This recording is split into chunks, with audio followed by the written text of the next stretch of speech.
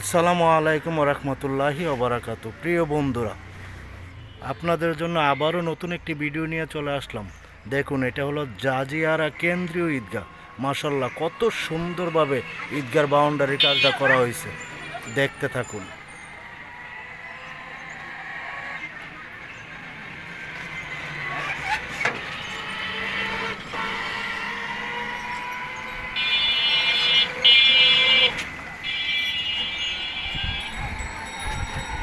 এরকম নতুন নতুন ভিডিও পাইতে অবশ্যই আমাকে ফলো দিয়ে রাখুন।